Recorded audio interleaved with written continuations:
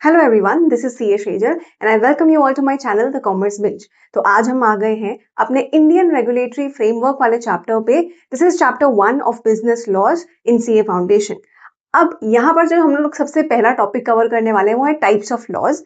ये जो है इजीली 6 मार्क्स में आपके एग्जाम में आ सकता है। काफी इंपॉर्टेंट क्वेश्चन है क्योंकि बहुत बार आरटीपीज एमटीपीज वगैरह में कवर हो चुका है और पास्ट एग्जाम्स में भी आ चुका है। 6 मार्क्स के लिए आ सकता है, तो प्लीज इसको अच्छी तरीके से हम सुनेंगे समझेंगे। लॉ को देखो समझना बहुत इंपॉर्टेंट है, वो ठीक बात है, लेकिन आप जब कीवर्ड्स लिख के आओगे ना तो लॉ और ऑडिट जैसे सब्जेक्ट्स में आपको मार्क्स तभी मिलते हैं। ठीक है, तो हम यहाँ पर कोशिश करेंगे कि आज समझने के साथ साथ चीजों को याद भी कर पाए। तो बिना देर के हम लोग स्टार्ट करते हैं, ज्यादा लंबा वीडियो नहीं रखेंगे। Okay, types of laws. Indian regulatory framework में कितने टाइप्स के लॉज हैं आपकी बुक में defined? 4 types of laws defined है। इन चारों टाइप्स के नाम आपको याद रखने हैं और साथ में इसके बारे में हम थोड़ी थोड़ी डिटेल डिस्कस करते हुए चलते हैं अब। ठीक है, सो सबसे पहला लॉ है आपका क्रिमिनल लॉ।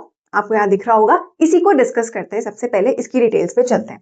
ओके, सो सबसे पहले हम लोग आ जाते हैं क्रिमिनल लॉज पे। देखिए, सबसे पहले यहाँ पर ये क्या बात करता है, मैंने इसको यहाँ पर एक फ्लो चार्ट फॉर्म में प्रेजेंट किया है। आप इसे फ्लो चार्ट फॉर्म में बिल्कुल नहीं लिख के आओगे, आप पैराग्राफ फॉर्म में लिख के आओगे। बट प्रेजेंट ऐसे इसलिए किया है ताकि यह याद होने में आपको आसानी हो। आपको पैराग्राफ फॉर्म में लिख के आने में कोई दिक्कत नहीं होगी अगर आपको ये याद हो जाए तो।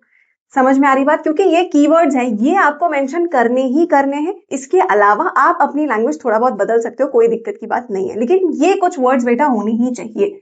तो चलिए देखते हैं हम this criminal law. Criminal law क्या होता है, किस बारे में ये बात करता है? What is this about? This is about violation and punishment. सबसे पहली बात, क्या वायलेट हो रहा है और उसकी क्या पनिशमेंट है, इन दोनों चीजों के बारे में बात करता है क्रिमिनल लॉ। पहली बात, वायलेशन की बात कर रहे हैं, लेकिन किस चीज का वायलेशन बताती हूं। रूल ऑफ लॉ का वायलेशन या फिर पब्लिक रॉन्ग्स। मतलब क्या? रूल ऑफ लॉ का मतलब बेटा ये कि आपने जो इंडिया में अथॉरिटी बनी हुई है एक, उसको आपने कंप्लीटली डिसरिगार्ड कर दिया और कोई क्राइम करा। अथॉरिटी आपको कुछ लॉ बताती है, कुछ रूल्स बताती है कि इस तरीके से आपको चलना है, उसे डिसरिगार्ड किया एंड कोई क्राइम किया, तो आपने किया वायलेशन। दूसरा, पब्लिक रॉन्ग्स, मतलब आपने ना सिर्फ एक पर्टिकुलर इंसान के साथ बट आपने पूरी सोसाइटी एट लार्ज के साथ कोई गलत कुछ भी ऐसा क्रिमिनल काम किया है जिससे कि समाज को खतरा हो सकता है और इसीलिए इसको हम एक क्राइम मानते हैं। इसका एग्जाम्पल देखते हैं। देखिए, यहां से सीधा यहां आते हैं। पहले murder, theft, rape, cheating, assault, fraud, ये सारी चीजें आती हैं क्राइम में। इसको सिविल में नहीं गिना जा सकता, ये क्राइम होते हैं। आप सोच रहे होंगे कि what is the meaning of public wrongs, और ये इस एग्जाम्पल में पब्लिक रॉन्ग्स कैसे आता है? How is it wrong with the public? अगर मर्डर हुआ है, असॉल्ट, फ्रॉड, ये सब किसी एक इंसान के साथ, दो लोगों के साथ ऐसा हो सकता है, right? But society at large, देखिए, अगर किसी इंसान ने ये ऐसे इस टाइप के हीनियस क्राइम्स किए हैं इतनी, तो उसकी सोच आप समझ सकते हैं उसकी सोच कितनी गिरी हुई होगी कि इतने हाई लेवल के क्राइम वो कर सकता है। तो क्या आपको लगता है कि अगर किसी ने ऐसा क्राइम किया है किसी एक इंसान के साथ, तो वो आगे ऐसा नहीं करेगा अगर उसे छोड़ दिया जाएगा? तो वो सोसाइटी एट लार्ज पूरी जिस जैसे कहा जाता है पूरी मानवता को चोट पहुंचाई है। तो ये इस टाइप के क्राइम्स ये आपको याद रखने हैं। जो एग्जांपल्स हैं आप इसमें से 2-3 एग्जांपल्स कोट करके आओगे वहां पर। ठीक है, so this is a public wrong, that person should not be left जिसने कोई ऐसा क्राइम किया है। ठीक है, क्योंकि पूरे सोसाइटी को ये इफेक्ट करती है ये चीजें। ओके, तो वायलेशन समझ में आया। दूसरी बात क्या करता है कि अच्छा, वायलेशन तो पता चल गया, लेकिन इस चीज की पनिशमेंट क्या होगी इस बारे में भी हमें क्रिमिनल लॉ में ही पता चलता है। Okay, this is governed by very important 2 important codes. Code क्या होता है? बेसिकली कई सारे लॉज का कंपाइलेशन होता है कोड। ठीक है, ये दोनों नाम आपको याद रखने ही रखने हैं, कोड करके आना ही है अगर ये क्वेश्चन आता है तो। क्या 2 नाम है? इंडियन पीनल कोड 1860, ये जो क्रिमिनल लॉज हैं इंडियन पीनल कोड 1860 द्वारा गवर्न होते हैं। नाउ मजेदार बात यह है कि अब ये अबॉलिश हो चुका है इंडियन पीनल कोड। अब इसकी जगह पर भारतीय न्याय संहिता आ चुकी है, लेकिन आपको यही कोड करके आना है because your book still says that, तो हम यही कोड करके आएंगे। ये इंडियन पीनल कोड किस बारे में बात करता है एक बार ये देख लेते हैं। सबसे पहले it talks about the crime, ये उस क्राइम को डिस्क्राइब करता है कि मर्डर हम किसको कहते हैं, थेफ्ट बेसिकली किसको कहा जाएगा। आप समझ रहे होगे मर्डर किसको कहते हैं। ये तो बहुत ही आसान है, किसी को जान से मार देना, दैट इज मर्डर मर्डर। लेकिन द थिंग इज कि लॉ में चीजों को बहुत ऑब्जेक्टिवली डिफाइन किया जाता है, बहुत छोटी छोटी चीजें भी ध्यान में रखकर उनको डिफाइन किया जाता है कि मर्डर आप एग्जैक्टली किसको बोलोगे, क्या ये मर्डर था या सेल्फ डिफेंस में कोई किसी की जान ले ली गई। ये सारी चीजें क्राइम में बेसिकली अलग अलग क्राइम्स को डिफाइन किया गया। दूसरा चीज क्या है, नेचर ऑफ क्राइम। उस पर्टिकुलर क्राइम का सॉरी उस पर्टिकुलर क्राइम का आखिर नेचर क्या था, यानी कि was it against property, was it against human body, was it against any government property के अगेंस्ट था, किस चीज के अगेंस्ट वो क्राइम था, what was the nature, कितना गहन अपराध था कोई पर्टिकुलर, उसके बारे में बताता है कि आखिर वो किस टाइप का क्राइम था, किस हेडिंग के अंदर उस क्राइम को हम ले सकते हैं। ओके, एंड लास्टली ये बात करता है उसके पनिशमेंट की। ये मुझे बताता है कि ठीक है, क्राइम पता चल गया, किस हेडिंग के अंदर में आएगा वो पता चल गया, लेकिन पनिशमेंट क्या मिलेगी इस क्राइम की, आखिर क्या इसके लिए लाइफ इम्प्रिजनमेंट होना चाहिए या क्या डेथ पेनल्टी होना चाहिए या कुछ टाइम का इम्प्रिजनमेंट ही काफी है। ये सारी चीजें भी इंडियन पीनल कोड में डिफाइंड हैं।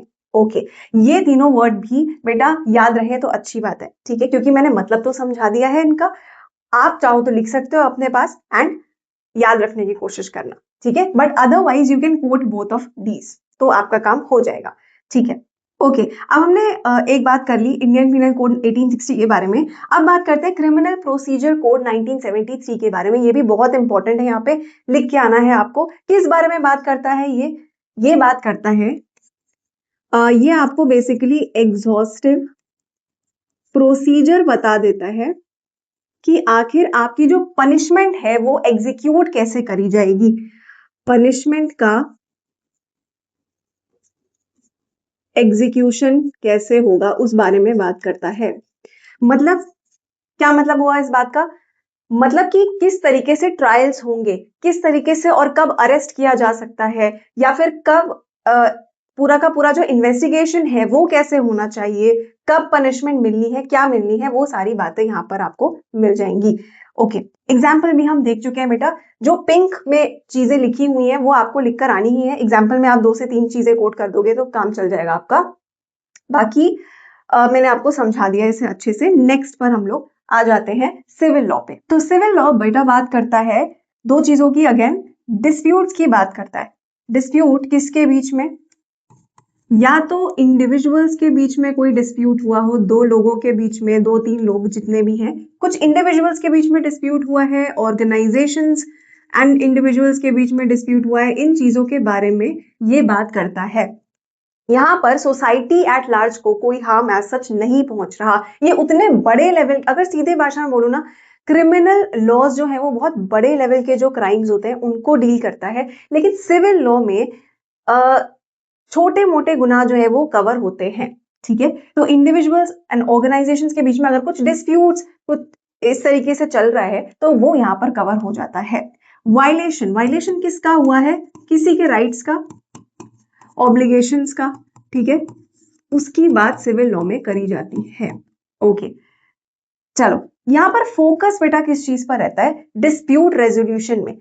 आप हमेशा ये देखोगे कि जो क्रिमिनल लॉ होता है वो इस चीज पर जोर देता है कि जिसने गुनाह किया है उसको सजा दी जाए, पनिशमेंट पे जोर रहता है, लेकिन यहाँ पर डिस्प्यूट रेजोल्यूशन पर जोर रहता है ज्यादा, काफी इंपॉर्टेंट।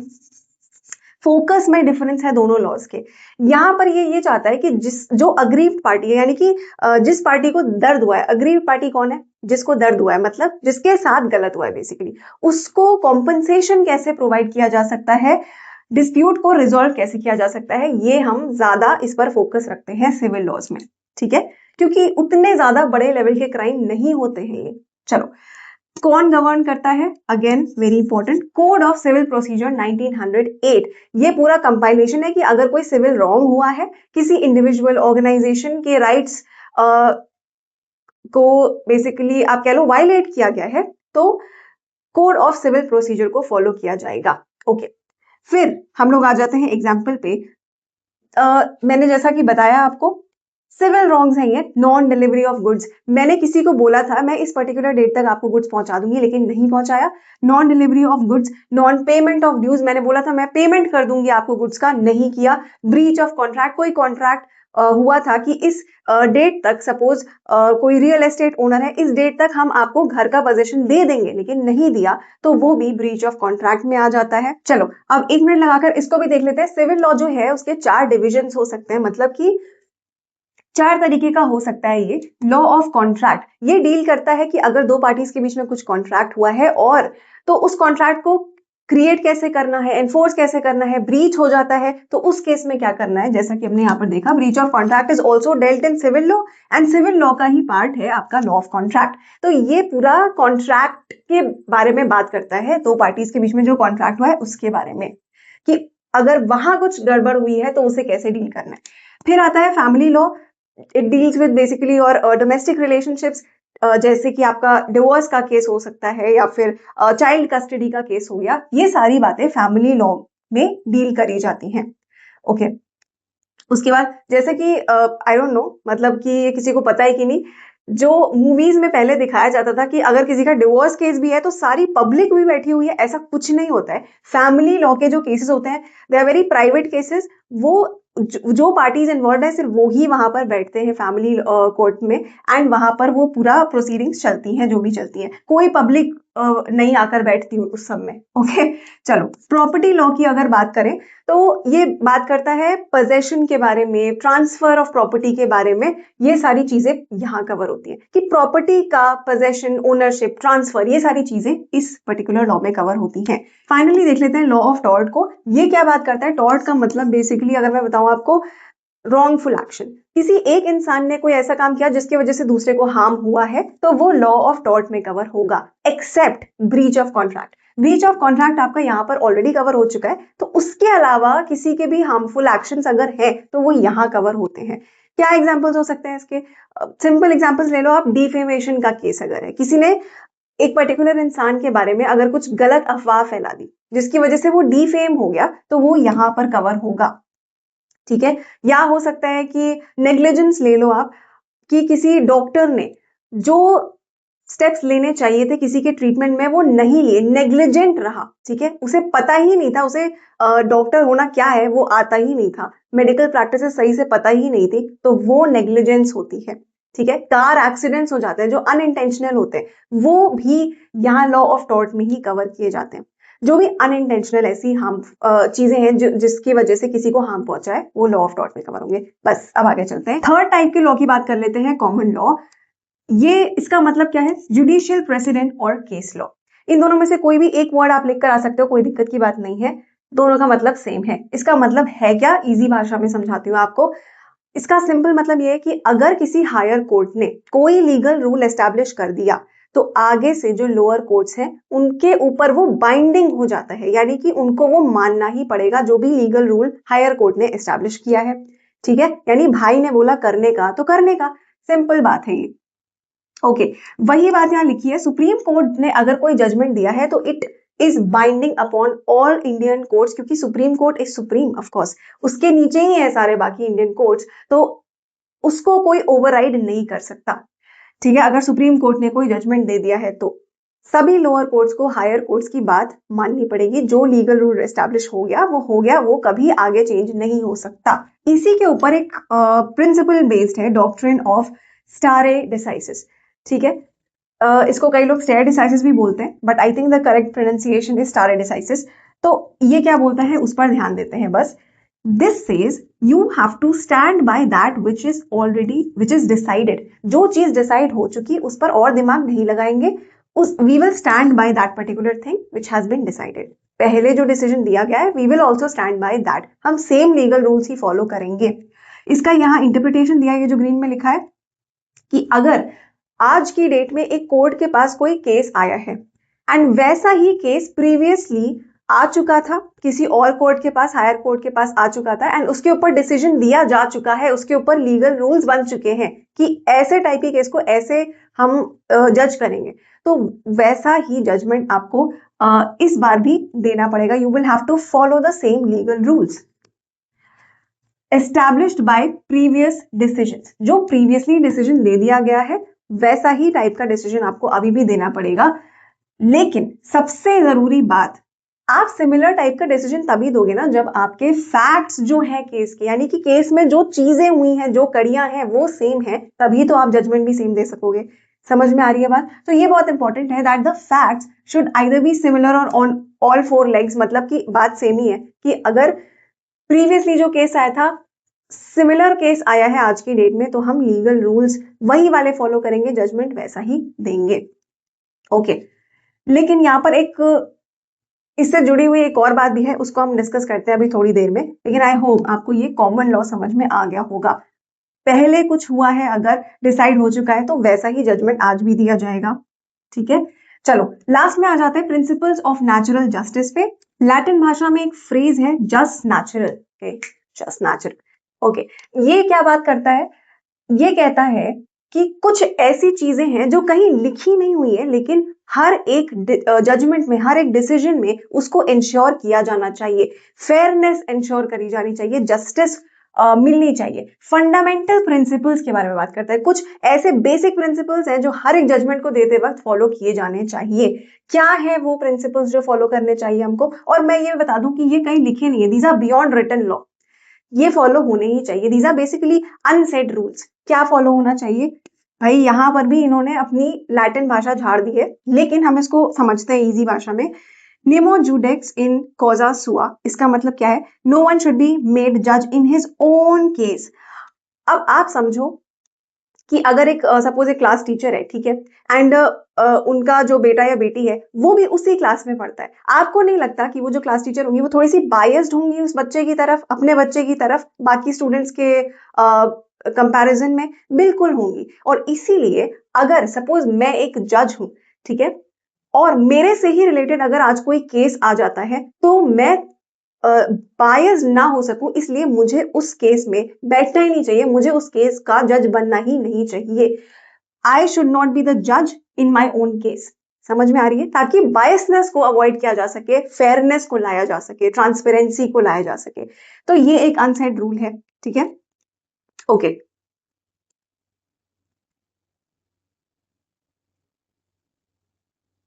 तो निमो का मतलब है नो वन. जूडेक्स का मतलब है जज नहीं होना चाहिए. इन कॉजा सुआ, कॉजा मतलब कि अगर अपना आपका अपना केस है, सुआ मतलब कि ओन.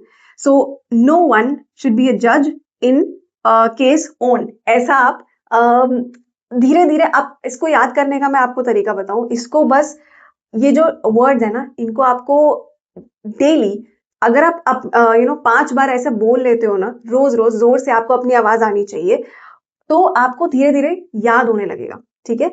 5 बार आप ऐसा कर लो, 5 दिन कर लो. Every day you have to repeat, let's say 10 times. You just have to repeat these 10 times. आपको ये याद हो जाएगा 5 दिन तक. नेक्स्ट आते हैं ऑडी अल्तराम पार्टम. इसका मतलब क्या है भाई? बड़े अजीब अजीब फ्रेजेस हैं, लेकिन अब क्या कर सकते हैं. लेकिन इसका हिंदी में मतलब समझ लो, हियर द अदर साइड का मतलब ये है कि चाहे किसी ने कितना भी बुरा काम किया हो, कितना भी हीनस क्राइम किया हो, घिनौना काम किया हो, लेकिन फिर भी दोनों पार्टीज को सुना जाएगा. Even in the Ajmal Kasab case, जो मतलब he was a terrorist, right? इतना बड़ा क्राइम था, इतने लोगों की जानें गई, लेकिन फिर भी वहां पर भी इस चीज को फॉलो किया गया. It was a fundamental principle कि अपने आप को रिप्रेजेंट करने का अधिकार सबके पास है. तो even Ajmal Kasab had his lawyer. उसको भी रिप्रेजेंटेशन मिला कोर्ट में, और उसके बाद उसका जो डेथ सेंटेंस वगैरह हुआ वो हुआ. लेकिन ऐसा नहीं है कि बात ही सुनी नहीं गई बिल्कुल भी. समझ आ रही है बात? You have to hear both the sides. दोनों पार्टीज को अपना पॉइंट रखने का स्वतंत्रता है, एंड दोनों पार्टीज की बात सुनी जाएगी. ओके. ये भी समझ में आ गया होगा. और फाइनली हम बात कर रहे हैं रीजन डिसीजन की. अगर कोई अथॉरिटी कोई डिसीजन दे रही है तो उसके पीछे का रीजन भी उसे क्लियरली बताना पड़ेगा, ट्रांसपेरेंसी रखनी पड़ेगी.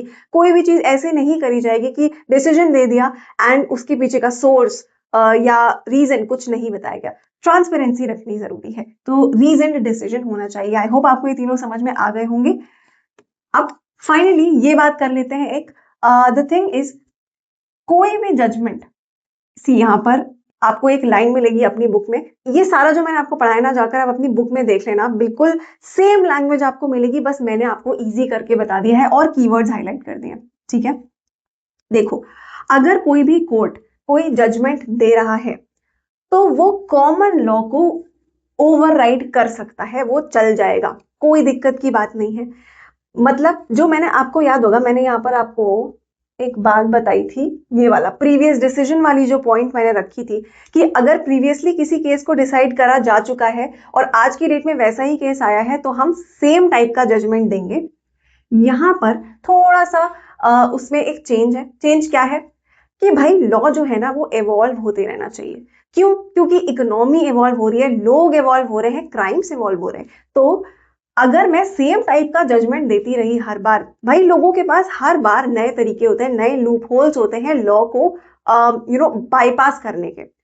तो तो हमारे लिए ये भी जरूरी है कि हम लॉ को भी एवॉल्व करते रहे, जजमेंट्स को भी एवॉल्व करते रहे। अगर हम पुराने धर्रे पे चलते रहेंगे तो हम कभी भी आगे नहीं बढ़ पाएंगे। समझ आ रही है बात? तो अगर आज की डेट में किसी हायर कोर्ट को लगता है कि यार पहले मैंने जो डिसीजन दिया था ना, आज की डेट में वो इतना रेलेवेंट रह नहीं गया है और मैं चाहूं कि मैं उसे चेंज करूं, वो हायर कोर्ट चाहे तो वो उसे चेंज कर सकता है। ध्यान रखना, लोअर कोर्ट नहीं कर सकता, पर हायर कोर्ट अपने डिसीजन को चेंज कर सकता है, उसमें कोई दिक्कत की बात नहीं है, because law should always keep evolving. समझ आ रहा है? तो कॉमन लॉ जो था, जो हमने जिसकी बात करी थी, उसको ओवरराइड किया जा सकता है, उसको बदला जा सकता है, लेकिन there can be no change in the statute. मतलब कि जो लॉज लिख दिए गए हैं, जो एक्ट में डिफाइंड है, उनके ऊपर कोई भी चेंजेस नहीं किए जा सकते।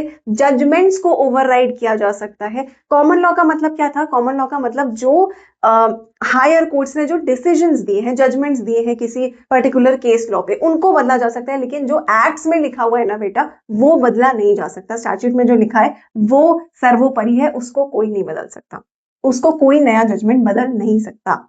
आई होप आपको ये बात में समझ में आ गई होगी। This question comes generally for 6 marks, तो आपको ये पूरा अच्छे से लिखकर आना चाहिए सारे कीवर्ड्स के साथ, तो आपके पूरे 6 मार्क्स गारंटीड होंगे। ठीक है, मैं कोशिश करूंगी कि ये जो मुश्किल मुश्किल जो लैटिन फ्रेजेस हैं, इनके लिए मैं आपको कुछ निमोनिक दे सकूं। I might just bring a short on this particular topic. ठीक है, उसके आगे अब हम नेक्स्ट लेक्चर में बात करेंगे, कोई और टॉपिक कवर करेंगे। Stay tuned for more CA foundation lectures. अगर ये वीडियो पसंद आया हो तो please do not forget to like, share and subscribe.